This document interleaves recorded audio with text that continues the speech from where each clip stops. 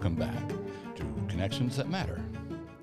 Connections That Matter is a podcast that focuses on the relationships we form with ourselves and others, that examines our behavior so that we may better form connections, both internal and external, that lead to feeling more hope and fulfillment in our lives. I previously mentioned that we want to examine our behavior through a lens of, am I isolating? Am I in survival mode? And am I even aware of this? And I want to share with you tools and practices to overcome these behaviors that are engaged through something called the stretch zone. Going out just a bit on a limb to do things that we may not be comfortable with, but not so far as to initiate shutdown triggers like extreme uncomfortableness or our safety in general. In episode 1, I went into more details about what the stretch zone is, and I encourage you to listen to that episode if you haven't already. Okay, so today we are going to dive right into that subject of isolation. And I have been talked into by my producer, against my objections because of last time, to do another call-in episode. So, if you have any questions while I'm talking, or simply wish to share your experience and hope with others, feel free to call us toll-free, and we will put you on the air. Go ahead, Bellingham. I'm listening. So, while we're waiting for the phones to ring, I just wanted to... Oh, wow. We have a caller already. Hello, you're live on the air with Connections That Matter. Hello, Earth creature. I am a Martian, and I am from Mars. Oh, come on. You and I know that it takes like 20 minutes for a radio signal to reach Earth from Mars. At this moment, I am actually in orbit right above your planet. Isn't that lovely? Well, it's certainly unexpected. What brings you here?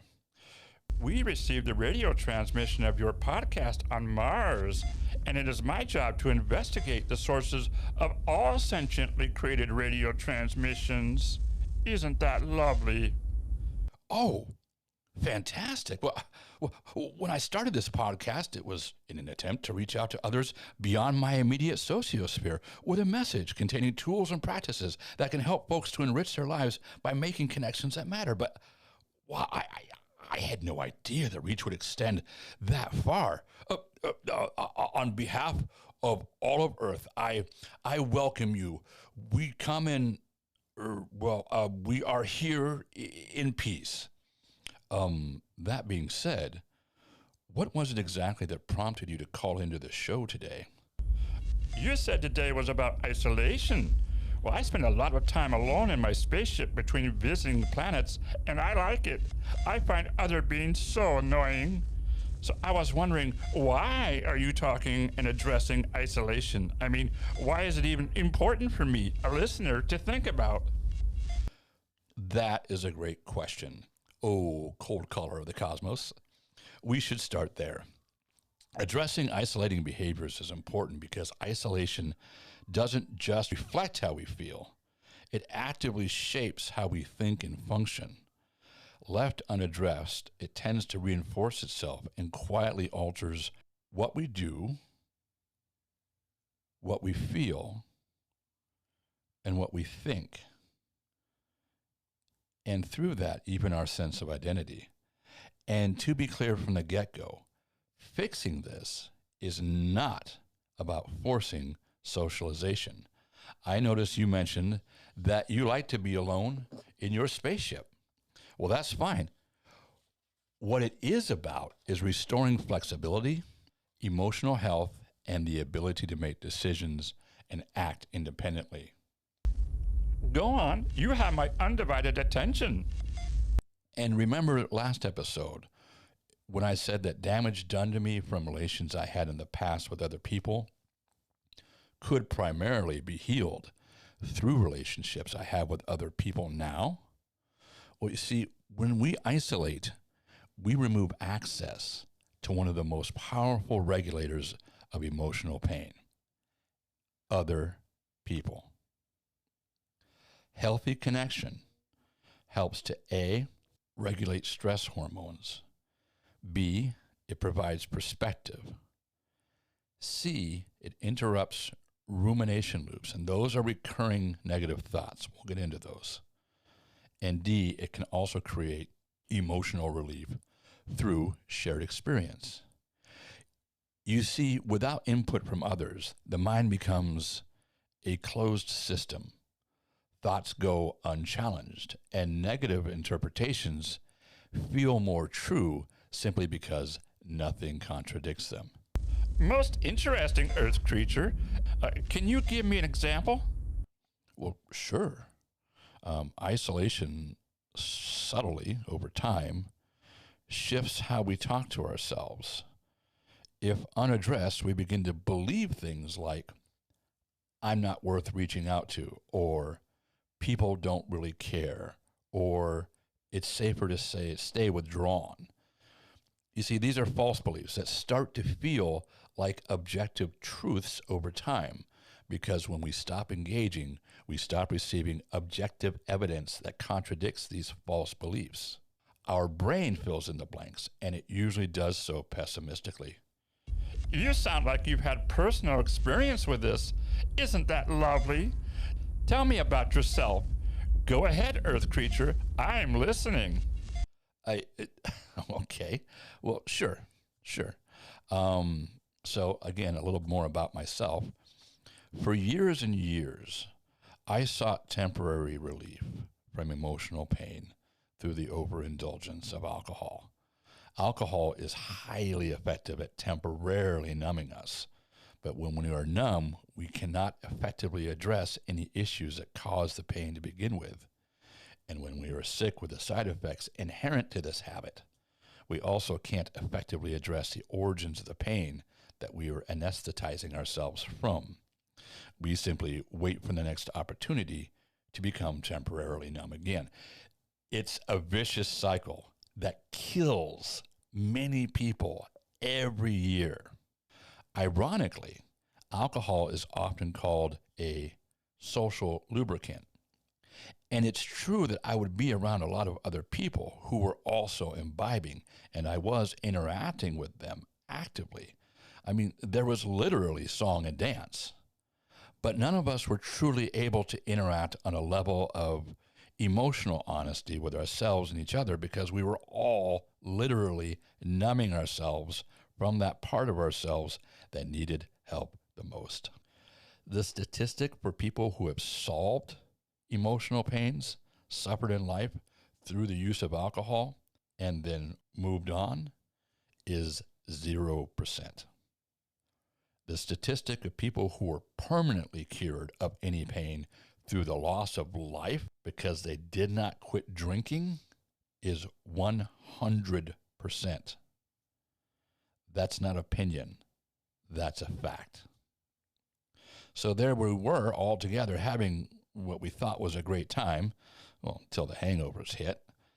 But we were also all isolated because we were incapable in our inebriation of reaching deep down inside of ourselves to share with others what really mattered.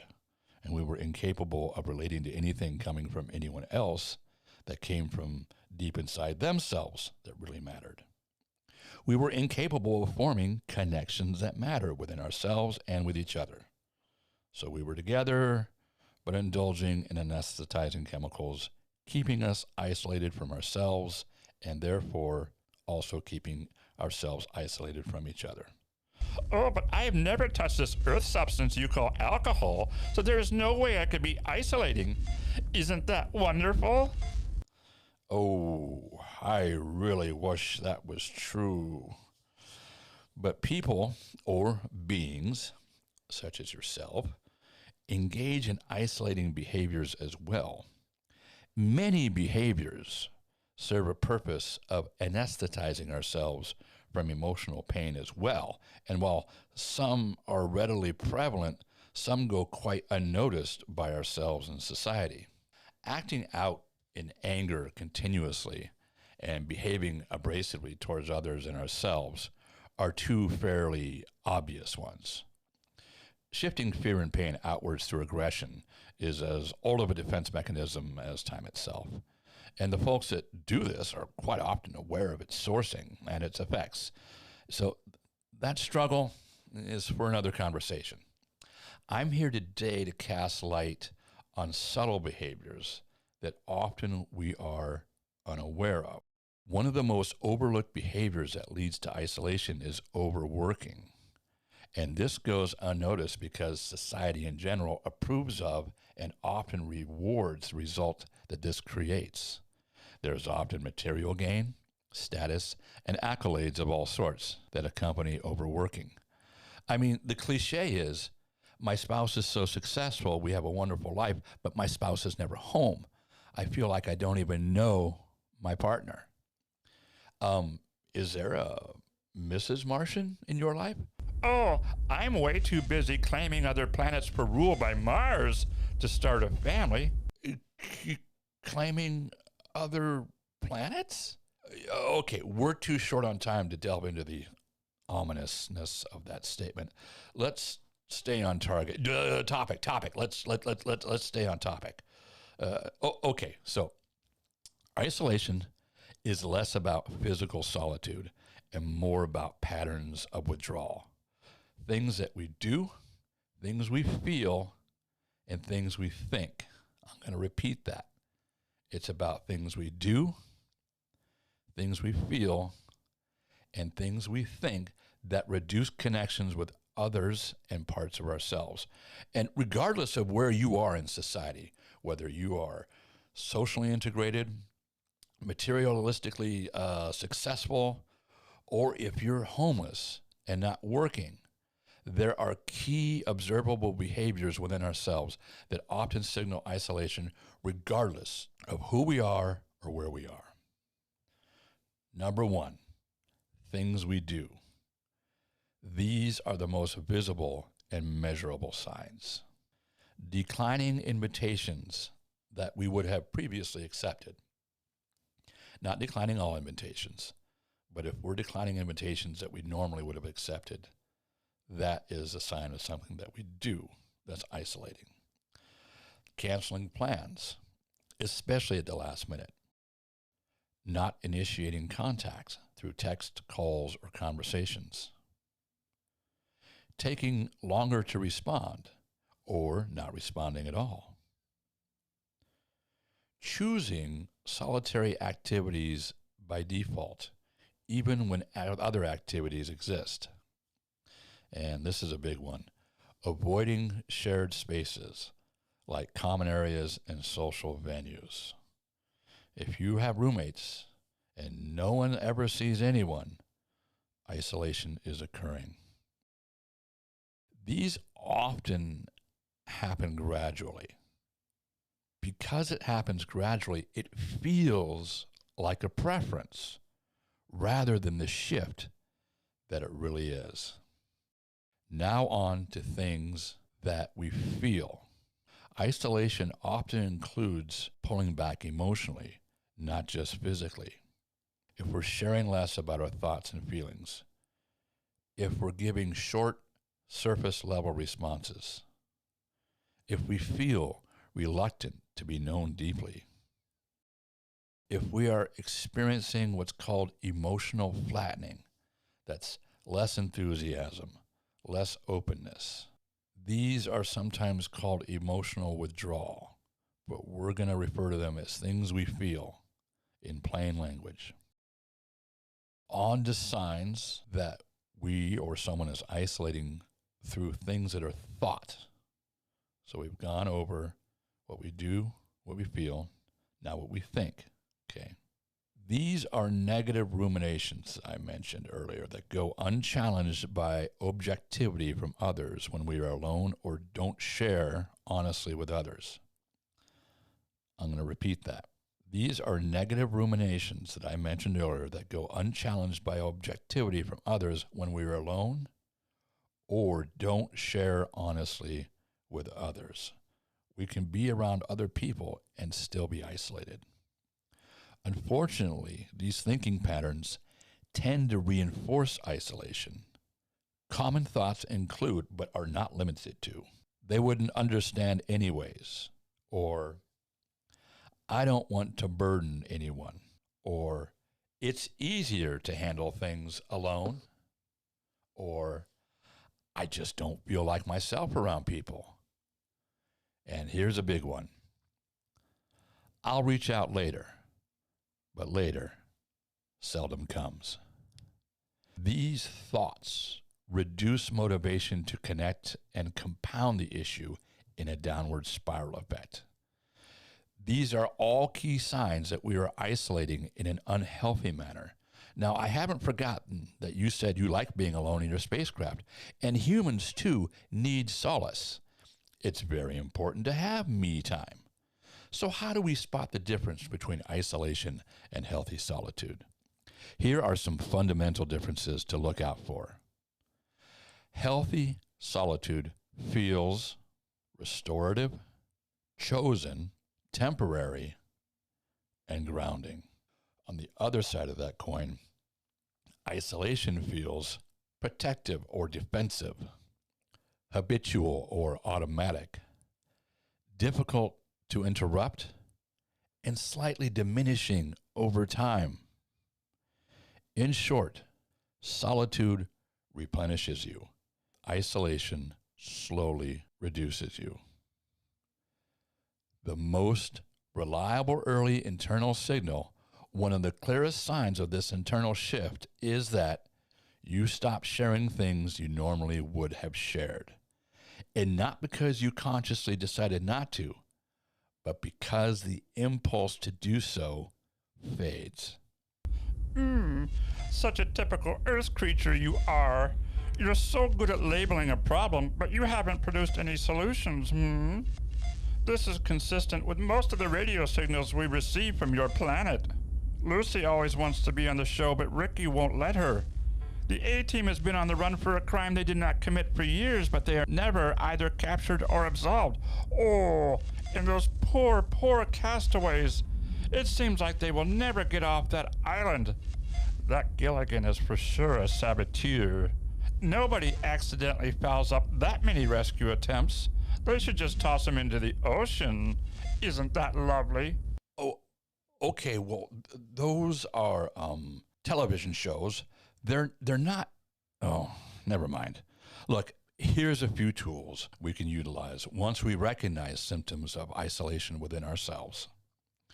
So as I'm sharing tools with you to overcome isolation, I'll go in the same order I did before.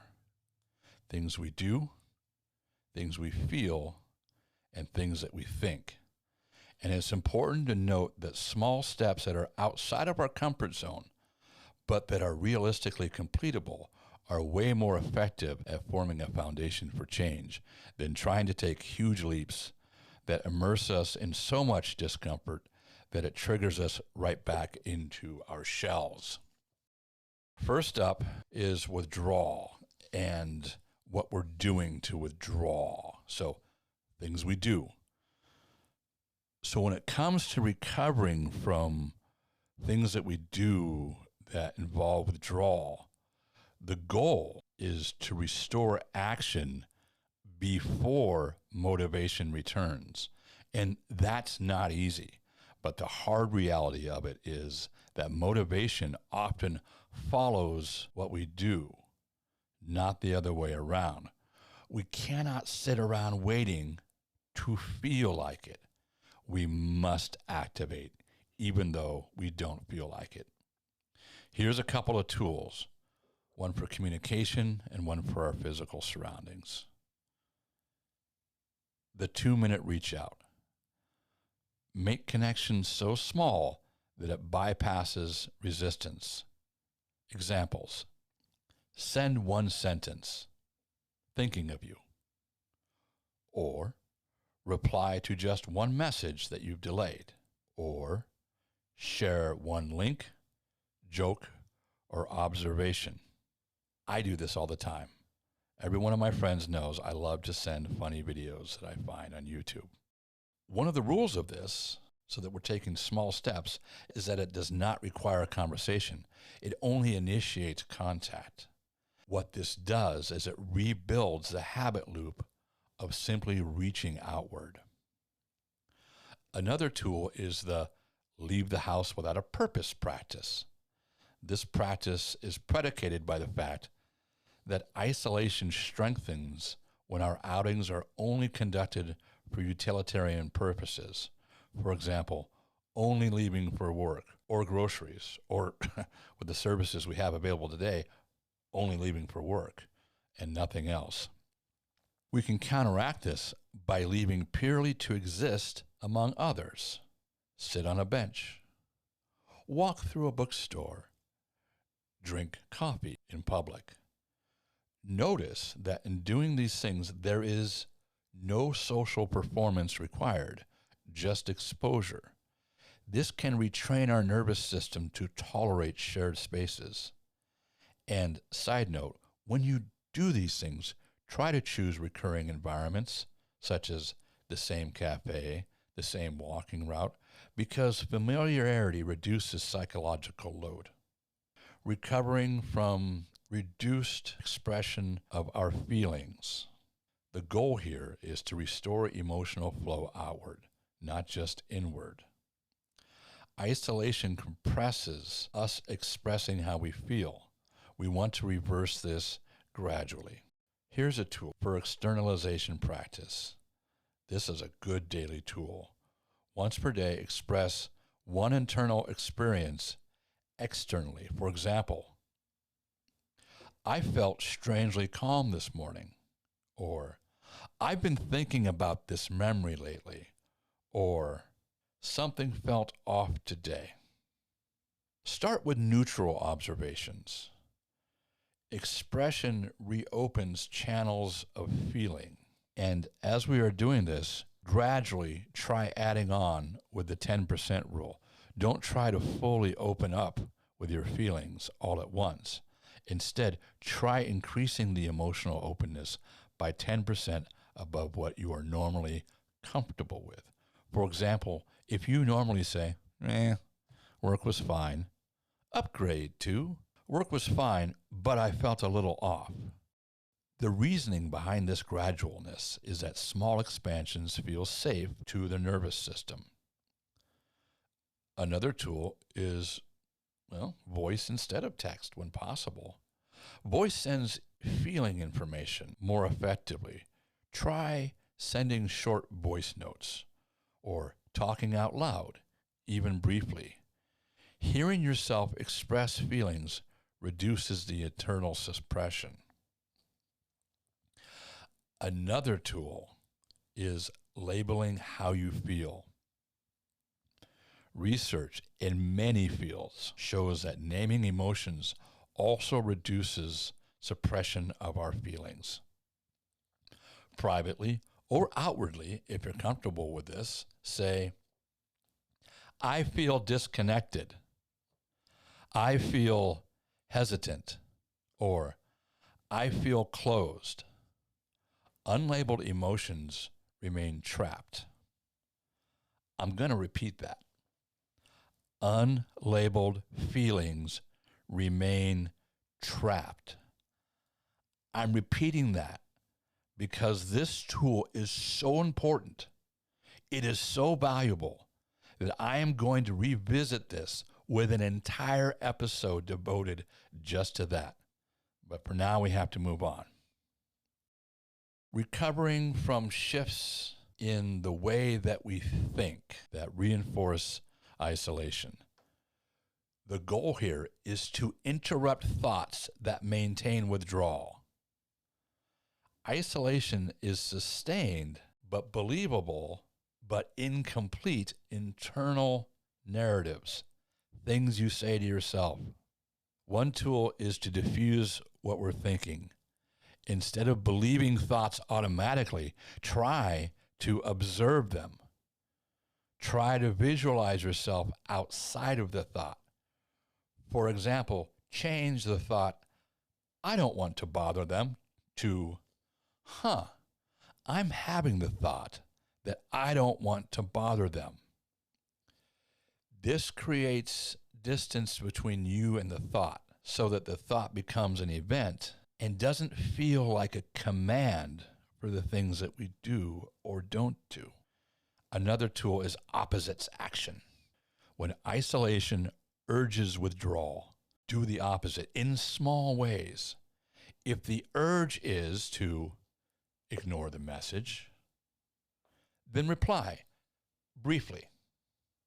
If the urge is to stay home, then step outside briefly. If the urge is to stay silent, say one sentence. Opposite action weakens avoidance conditioning. So, in summary, remember to remind yourself that difficulty initiating contact is a symptom of isolation, not evidence that you should not connect. Because it is isolation itself that is sending a false signal to you that connection is unnatural. Most importantly, do not wait until you feel like connecting. We must attempt connecting before we feel like connecting, because feeling follows action. Feeling follows action. Isolation reverses this order. Recovery restores it. Every day, try to reach out to one person, even minimally. Leave your home once. Express one internal experience outward. Practicing these tools daily can slowly help to reverse isolation.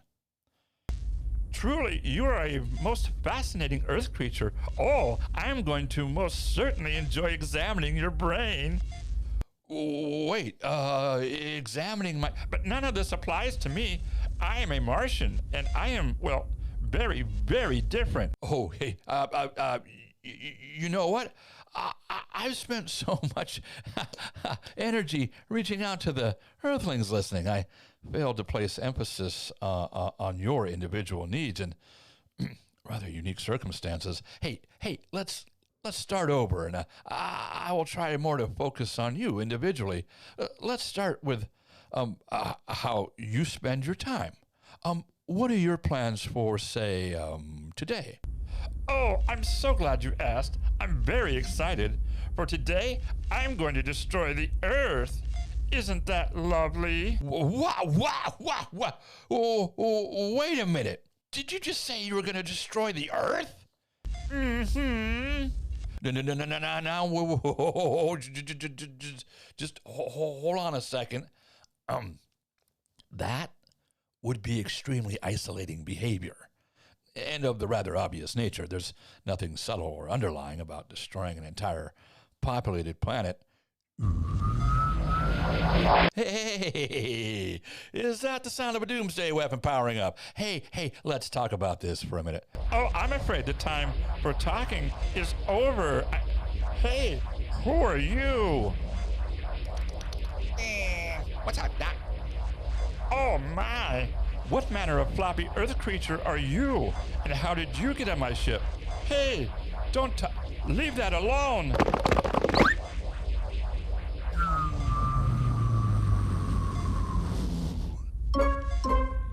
Oh, that mischievous earth creature has stolen my Q-37 Iridium space modulator. Without it, my death ray is useless. Oh, yeah, that was close. Oh, thank goodness for wascally wabbits. Oh, that bunny rabbit is making me very, very angry. Whew, well, hey, this gives us a chance to just talk about this for a minute. I'd really like to explain the advantages of not blowing up our planet. What? We have another caller. Now? Hello, who is it? Live on the air with the connections that matter. Look, this is really not a good... This is a Sith Lord. I am known as Darth Vader.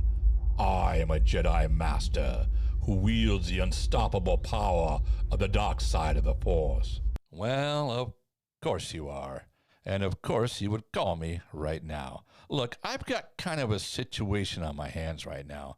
You see, I'm trying to talk another caller out of... You speak of isolation as a result of untreated emotional pain, do you not? Well, Well, yes, I mean, it's more of a result of behaviors we engage in order to anesthetize ourselves against undealt with emotional pain.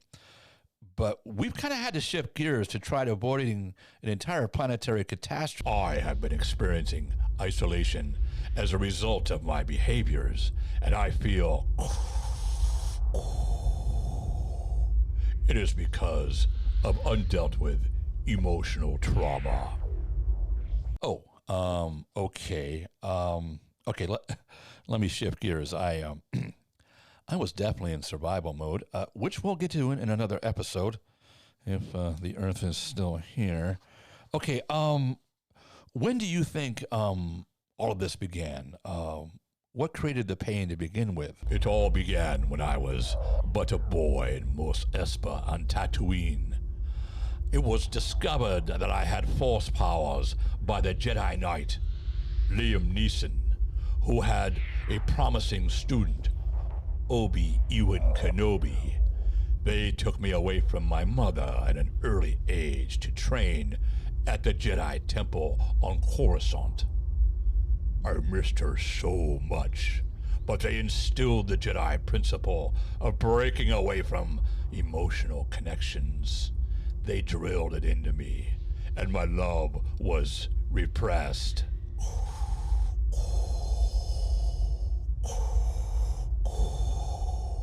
As I grew older, these latent feelings of abandonment resurfaced when I fell in love with the Queen Amidala, whom I was sworn to protect. The Jedi Council forbade any such attachment, and, well, I sort of crashed and burned with her anyways because I was, well, really clingy and whiny. But so I left my teachers and went back home to visit Mom. Arriving back in Tatooine, I learned she had been taken by Tusken Raiders. So I went after her, and in a fit of rage, I slaughtered them all. But it was too late. She died in my arms. Okay. I'm definitely seeing signs of childhood trauma here. What happened after that? I turned on my teacher, and I fought him on a lava planet, and I was nearly killed. I barely survived. And only because the Emperor pulled me out and stuck me into this mechanical monstrosity I now have for a body. Now I rule the galaxy through fear with a battle station that can destroy entire planets. All bow before me. But I am lonely, and I feel like my behavior is isolating me. Well, okay, we can address that. What sort of behaviors do you feel are cluing you into this? Okay. Say, for example, I'm in an Empire boardroom meeting, and I find someone whose lack of faith I find disturbing. I choke them with my mind. You choke them with your mind? Yes. HR hates it when I do that. Okay, that is very isolating behavior. That definitely is going to push people away and result in a lack of trust. Have they discussed firing you? No, I would choke them with my mind. You see, I get everything I want, but no one will get close to me. No one will share anything heartfelt and meaningful to me because they are afraid of my behavior. And as a result, I feel very lonely. If only I could find someone who would simply want to be my friend, someone who has common interests, someone who understands me for who I really am. Did you say destroy entire planets? Why, yes. My Death Star has a doomsday weapon of unparalleled magnitude. It is no small moon. I love to destroy planets. In fact, I was going just now to destroy the Earth.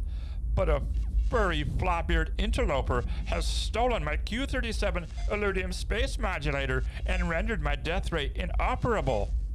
Oh, well, Would you like to share my doomsday weapon by any chance? Ooh, would I? I would love to. Oh, well, come on aboard. Hop over onto my Death Star. We'll get to wiping out some planets together. Oh, frabjous day, Kalu Kalay, I'm so happy to have last found a friend who likes to do what I do. Shall we start with Earth? No, there's no rebel scum on Earth. I've got my sights set on a little planet called Alderaan. Do you think they will put up any resistance? No, Alderaan is a peaceful planet. They have no weapons. Oh, happy, happy, joy, joy. Those are the funniest planets to destroy. I hope they don't have any mischievous bunny rabbits. Oh, how I do deplore them. And they are gone. Whew, that ended well. What a heartwarming end to what could have been a catastrophe. And to think they found love right here on this show. Well, that's all the time we have for today. I'm your host, Mike, reminding you to tune in next time to Connections That Matter, because as we have all just witnessed firsthand, loneliness isn't where the story ends. It's where connections begin. Yeehaw! Howdy, folks. Legendary heartthrobs country singer Boots Calculator here. A lot of you folks remember me from some of my greatest hits, such as I'd Be a Catch If I Could Swim and She Broke My Heart but Fixed My Aim. But there's more to me than all that.